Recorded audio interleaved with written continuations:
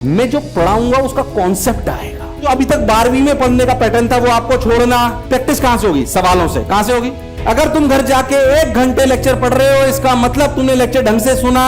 5 हाँ सने पढ़ाए थे, सने पढ़ाए। उस मशीन को बनाने के लिए मैंने 5 साल लगाए और 35 करोड़ रुपए लगाए। कैसे सॉल्यूशन निकाला जाए ताकि एवरेज बच्चे का सिलेक्शन, मैक्सिमम सवाल अटेम्प्ट। क्योंकि हो सकता है तुम में से मैक्सिमम लोग ऐसे जिन्होंने तैयारी, एक एवरेज बच्चा जो सिलेक्ट होता है वो 20,000 सवाल कर पाता है। कितने? Integer type, multiple correct, single correct, ये करेक्ट, वो करेक्ट, आपका assertion reason, paragraph, match the column, सब तरह के सवाल आते कि नहीं आते? क्योंकि आईटी बनोगे तो हमने भी तो आईटी करके ही बनाए हैं सब। 1000 बच्चों ने अटेम्प्ट कर रखा था और उसमें से 800 बच्चों ने इसे सही कर रखा था। क्या इतने इजी सवाल सही करा? या एक तो तुम्हारा दिमाग तेज होगा, दूसरी बात तुम्हें समझ में आएगी कि हम कर क्या रहे हैं, और हो सकता है तुम मुझे कुछ अच्छे नए सजेशन दे दो। सबसे पहले स्ट्रेटेजी बनानी है सिलेक्शन की। किसकी? फिर बनाएंगे रैंक की। फिर किसी बनाएंगे?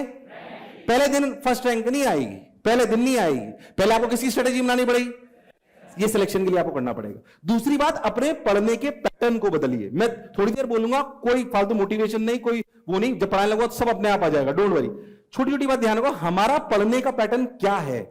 जो अपन गलतियां करते हैं, हम अभी तक 12वीं तक देखते आए थे कि जो टीचर ने पढ़ाया वही एग्जाम में आया। क्या जेई में जो मैं पढ़ाऊंगा वो आएगा? जो सवाल में कराऊंगा वो? मैं जो पढ़ाऊंगा उसका कॉन्सेप्ट आएगा। उसका क्या आएगा? मैंने आपको प्रूफ बताया भाई साहब, 1/v + 1/u = 1/f। इसमें आपको बताना चाहिए v क्या है, u क्या है, f क्या है, कब ये फॉर्मूला लगता है, कैसे लगता है, कैसे किस कंडीशन में लगता है, क्या लगता है, तब उसका सवाल कोई नया निकल के आएगा। जो सवाल मैंने यहां कराया वो वहां पे। तो आपका जो अभी तक 12वीं में पढ़ने का पैटर्न था वो आपको छोड़ना पड़ेगा। आपको पड़ेगा। हम क्या हैं? आपको ये सिखाएंगे कि कैसे पढ़ना चाहिए, क्या कॉन्सेप्ट है, पर अप्लाई करने की प्रैक्टिस कहां से होगी? सवालों से। कहां से होगी? एग्जाम में क्या आएगी? थ्योरी की सवाल। याद रखना, सवाल आएंगे।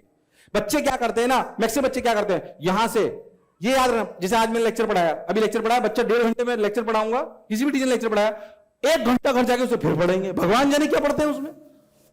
1 घंटे जाके फिर पढ़ेंगे। घर जाके 1 घंटे लेक्चर पढ़ने की कोई आवश्यकता। अगर तुम घर जाके 1 घंटे लेक्चर पढ़ रहे हो, इसका मतलब तुमने लेक्चर ढंग से सुना। दूसरी बात, तुम उसमें फालतू घुस रहे हो। उसकी बजाय जो 5 मिनट पढ़ना है, कितना? 5 खड़ा, हाँ सने पढ़ाए थे, सने पढ़ाए। अब क्या करने लग जाओ? क्या करने लग जाओ? क्वेश्चन की कोई कमी नहीं। क्या शीट में मिल रहा है तो शीट में, डीपीपी में मिल रहा है तो डीपीपी में। क्या युद्धाभ्यास भी आपको दिखाई दे रहा है? ऐप पे युद्धाभ्यास है कि नहीं है? सीपीएस है कि नहीं है?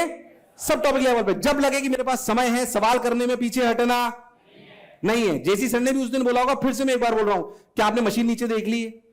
मैं फिर कह रहा हूं, इस साल पहली बार, लास्ट ईयर तो हम लेट लॉन्च कर पाए थे, तुम बच्चों को पूरा इनपुट तुम्हारे को। मैं फिर बोल रहा हूं ईमानदारी से, तुम्हें लगेगा सर अपनी बात के उड़े, पर मैं आपको कह रहा हूं, आप सोच के देखिए, मैंने बात ये बोली थी फिर भी वापस रिपीट कर रहा हूं। उस मशीन को बनाने के लिए मैंने 5 साल लगाए और 35 करोड़ रुपए लगाए। मेरी जेब में 35 करोड़ रुपए आते तो मुझे बुरे नहीं लगते, सिर्फ इसलिए कि मेरा एवरेज बच्चा सेलेक्ट हो जाएगा।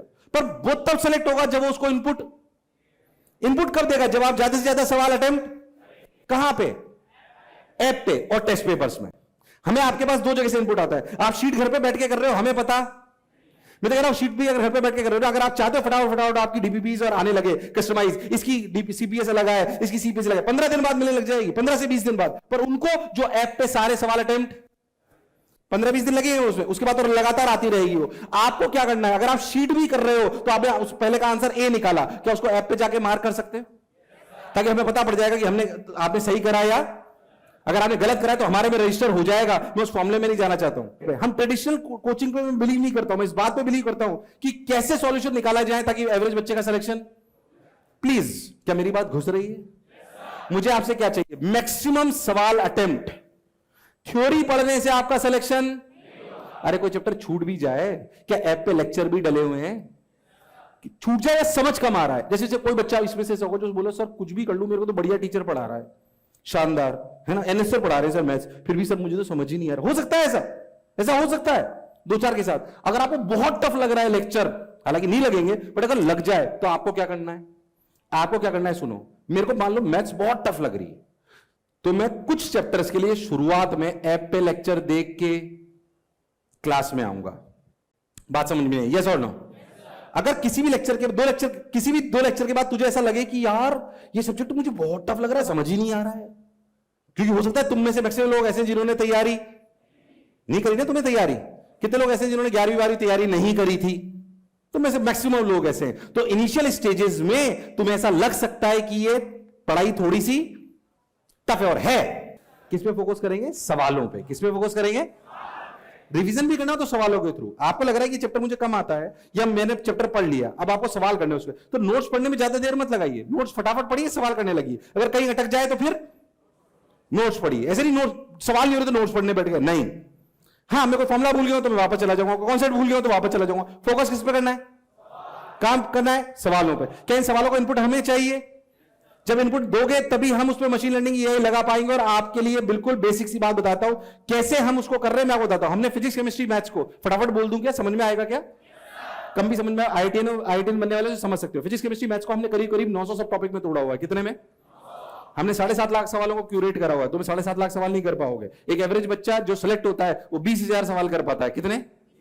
हमारे पास कितने सवाल है? तो सवालों की कोई कमी। हमने उनको easy medium tough, easy medium tough सब टॉपिक लेवल पे 900 सब टॉपिक में तोड़ा हुआ है। Integer type, multiple correct, single correct, ये करेक्ट, वो करेक्ट, आपका assertion reason, paragraph, match the column, सब तरह के सवाल आते हैं। आते कि नहीं आते? सब तरीके से हमने उनको तोड़ा हुआ है। अब हमें पता पड़ जाता है तुम्हारा क्या नाम है? आदित्य मौर्य। अब करते क्या, मैं आपको समझाता हूं। मैं ये इसलिए समझा रहा हूं ताकि मुझे ये समझ में आए कि तुम्हारा आईक्यू लेवल कितना है। समझ नहीं पाए तो मेरी बात? अब जो मैथ समझा रहा हूं मैं इसलिए समझा रहा हूं ताकि मुझे समझ में आए कि तुम्हारा आईक्यू लेवल, क्योंकि इतनी आसानी से नहीं बना है, इसलिए समझने का प्रयास करना है। तुम्हारी पढ़ाई नहीं पर दिमाग तेज करने की एक्सरसाइज है। क्योंकि आईटी बनोगे तो हमने भी तो आईटी करके ही बनाए हैं सब। अरे यस और नो? हमने क्या करा है मैं आपको समझाता हूं, है ना? समझ पाओगे? ट्राई करें। पढ़ाई की तरह ले इसको कि हमें बात समझ में आनी, थोड़ा टफ कॉन्सेप्ट समझा रहा हूं, है ना? और आप ही के काम का अगर समझ में आएगा तो कॉन्फिडेंस आएगा कि हम ऐसा क्यों कर रहे हैं। बोलो यस और नो? हमने फिजिक्स केमिस्ट्री मैथ्स को 7.5 लाख हमने 900 सब टॉपिक में तोड़ दिया। सब टॉपिक समझ लो, टॉपिक नहीं, कितने सब टॉपिक में तोड़ दिया। तोड़ने के बाद उनके अलग अलग सवाल बना लिए। हमारे हर कैटेगरी में हमारे पास सवाल हैं। मान लीजिए कि हमारा एक सब टॉपिक है प्लेन मिरर। क्या है? प्लेन मिरर हमारा एक सब टॉपिक है। प्लेन मिरर पे हमारे पास इजी भी टफ है सवाल है, मीडियम भी है, टफ भी है। उसमें हमारे पास सिंगल करेक्ट भी है, मल्टीपल करेक्ट भी है, इंटीजर टाइप भी है, न्यूमेरिकल टाइप भी है, मैच द कॉलम भी है, पैराग्राफ टाइप भी है। बोलो यस और नो? हमने उसका डेटाबेस रख लिया, हर लेवल का रख लिया, और ऐसे हमने डेटाबेस को क्यूरेट कर लिया बहुत अच्छे से। ठीक है भाई, ये हमारे पास जनरेट हो गया। अब हमने क्या करा कि मान लीजिए, क्या नाम बताया था तुमने? आदित्य जो है, आदित्य ने हमारे को इनपुट दिया। आदित्य ने हमें क्या दिया? आदित्य ने हमें इनपुट दिया कि आदित्य ने हमें टेस्ट पेपर के माध्यम से, आदित्य ने हमें डीपीपी के माध्यम से, आदित्य ने हमें सीपीएस के माध्यम से, आदित्य ने हमें युद्धाभ्यास के माध्यम से, आदित्य ने हमें टेस्ट पेपर्स के माध्यम से, अपने शीट्स के माध्यम से, प्रैक्टिस के माध्यम से इसने हमें इनपुट दिए। अब आदित्य ने समझना अच्छे से कि आदित्य ने मान लो कि ऐप पे 500 सवाल अटेम्प्ट कर लिए। कितने? 500। ऐसे एग्जांपल ले रहा हूं, कितने अटेम्प्ट कर लिए? और इन 500 में जब सब टॉपिक में तोड़ा गया तो मान लीजिए कि 500 के सब टॉपिक आए 25। कितने आए? 25। मतलब इसने हर सब टॉपिक पे कोई ना कोई सवाल, सब टॉपिक तो 900 है, पर अभी इसने 500 सवाल किसके करस्पॉन्डिंग करे? किसके करस्पॉन्डिंग? शुरुआत में तो आपका सिलेबस कम होगा ना। बोलो यस और नो? आसान करने के लिए इसको कुछ और कर लेता हूं, आपको लगे तो 200 कर लेता हूं। ठीक, तो 200 डिवाइडेड बाय 25 कितना? कितना? कितना? यानी कि लगभग हर सब टॉपिक पे किसने 8 सवाल अटेम्प्ट करे, किसी पे 5, किसी पे 10, ये हो सकता है। अब हमने क्या करा कि इस आदित्य की एक रैंकिंग लिस्ट बनाई। क्या बनाई? रैंकिंग लिस्ट बनाई। अच्छा, अब हम क्या करते हैं, उस रैंकिंग लिस्ट के भी बहुत सारे नंबर हैं। जैसे मान लीजिए, थोड़ा ज्यादा डिटेल हो जाएगा, तुम्हें ज्यादा नहीं समझ में आएगा, बट फिर भी मैं थोड़ा सा प्रयास करता हूं। कोई भी सवाल है, जैसे मान लीजिए आदित्य के पास एक सवाल आया प्लेन मिरर का। कौन सा आया? प्लेन मिरर का सवाल आया। ये प्लेन मिरर का सवाल आदित्य को, एक एक्स सवाल था जो हमने आदित्य को दिया। जब आदित्य को हमने एक्स वाला सवाल दिया, मेरी बातें पूरी ऊपर से जा रही हैं, घुस रही है क्या? क्योंकि इसमें बहुत डिटेल है, पूरी में नहीं जाऊंगा, डोंट वरी, बेसिक से समझाने का आपको प्रयास करूंगा। तो मान लीजिए प्लेन मिरर का सवाल इसमें एक्स सवाल इसने करा। ये एक्स सवाल मान लीजिए दूसरे बच्चों ने 1000 बार अटेम्प्ट कर रखा था। कितनी बार? और उस 1000 बार में से, ध्यान सुनना, उस 1000 ये आदित्य ने अटेम्प्ट करा, ये पहला अटेम्प्ट कर रखा। हमें कैसे बताइए इजी, मीडियम, टफ है? बोलो यस और नो? यार आवाज यस और नो? तुम्हें मेरी बात समझ आएगी नहीं आई यार? 1000 बच्चों ने अटेम्प्ट कर रखा था और उसमें से 800 बच्चों ने इसे सही कर रखा था। 100 ने इसको गलत कर रखा था और 100 ने इसको अटेम्प्ट। ये सवाल का डेटा था, ये आदित्य का डेटा नहीं है। किसका डेटा है? आपके पहले बच्चे इनको सवाल को अटेम्प्ट करके गए ना, जो ऐप पे लगातार कर रहे हैं, वो डेटा हमारे पास है। तो हमें पता पड़ गया कि यार ये सवाल का लेवल क्या है, ये सवाल का। अब अगर आदित्य ने इसको सही करा, आदित्य ने इसको सही करा, मान ध्यान समझना, ये 1/100 जिन्होंने गलत करे, NA मतलब जिन्होंने अटेम्प्ट नहीं करे। अगर आदित्य ने इस सवाल को सही करा तो आदित्य को पॉजिटिव स्कोर मिल जाएगा 1/800। 1/800 इसका मतलब सोचो, 1/, अब मान लो कोई सवाल ऐसा होता जो बेसिकली 300 बच्चों ने सही करा होता, कितनों ने, तो आदित्य को क्या मिलता? 1/800 बढ़ाएगी 1/300, 1/, मतलब क्या टफ सवाल का स्कोर ज्यादा अपने आप आदित्य को मिल गया? नहीं आया, नहीं आया, नहीं आया, उड़ गए तोते। ऐसा नहीं, सही करने पे आदित्य को सब कुछ मिला, सिर्फ सही करने से बात नहीं बनेगी। क्या आदित्य ने इजी सवाल सही करा, या अगर आदित्य ने उस सब टॉपिक का टफ सवाल सही करा है तो उसे ज्यादा पॉइंट मिलने, यस और नो? यानी कि आदित्य का वो सब टॉपिक नहीं आया, नहीं आया, नहीं आया, आया कि नहीं आया? पढ़ाई रहा हूं, ध्यान से समझना इस बात को। क्या मेरी बात क्लियर है? एक तो तुम्हारा दिमाग तेज होगा, दूसरी बात तुम्हें समझ में आएगी कि हम कर क्या रहे हैं, और हो सकता है तुम मुझे कुछ अच्छे नए सजेशन दे दो। अरे यस और नो? अच्छा, ऐसे ही अगर गलत करा है तो माइनस में मिलेगा 1/100। अगर गलत करा है तो क्या मिलेगा? अरे हाँ ना बोल यार। और अगर आदित्य ने गलत करा है तो उसको, अगर उसने सही करा है तो उसको ये वाला स्कोर मिलेगा, है ना, प्लस में। और अगर उसने गलत करा है तो माइनस में मिलेगा। और उसने अटेम्प्ट नहीं करा तो इसका हिस्सा हमने सिर्फ 1/10 रखा है। कितना? क्योंकि नो अटेम्प्ट की ज्यादा वैल्यू, उसमें अपन ज्यादा नहीं घुसते। इस बात को समझो, ये स्कोर आ गया। अब आदित्य ने सोचो, प्लेन मिरर पर आदित्य ने 4 सवाल अटेम्प्ट करे। कितने? 4। कोई सही और कोई, क्या ये कर उसका एक स्कोर बन गया? किस चीज का? प्लेन मिरर का। किसका?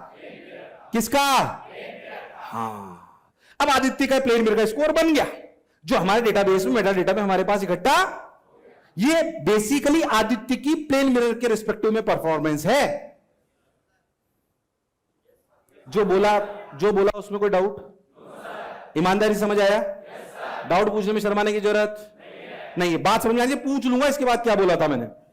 फिर कह रहा हूं पढ़ा नहीं रहा हूं, पर पढ़ा भी रहा हूं। नहीं आया, नहीं आया, नहीं आया।